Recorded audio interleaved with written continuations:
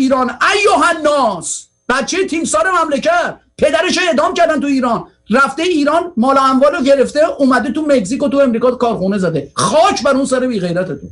یعنی من برم خونبه های پدرمو بگیرم بیام به پدر من، هیچکی نه پدر منو نه کشتن، نه من تا انتقام بابامو از آخوند نگیرم ول نمیکنم، ساکت نمیشینه.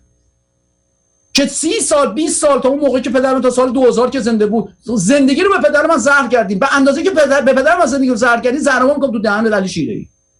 بچهای تیمسار به من 5 تا اسم 5 تا بچه امیر مملکت رو بگین که اومده جلو خمینی 40 سال وایساده. پسر تیمسار مملکت ما رو نگاه میگه من میخوام با قاتل پدرم صحبت کنم. از کی برم بگم؟ از چی دیگه بگم؟ واسه تیتروار دارم میگم و میرم.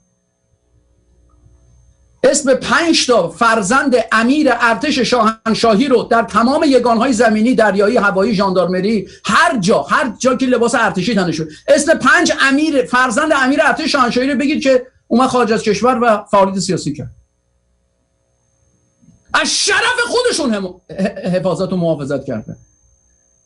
سرمایه‌داری مملکت ما رو نگاه. دولتی سر شاهنشاه آریامر آقا شد خیام، چیز کرد، کارخونه پیکان زد، اون یکی کارخونه ارج زد، اون یکی کارخونه مینو زد، اون یکی کارخونه آزمایش زد، اون یکی کارخونه کشف زد، اون یکی کارخونه هر چی کارخونه میلیاردر شدن. آقا مالمون رو مصادره کردن. یعنی تو اینقدر تو گدا گوش نشدی دیگه.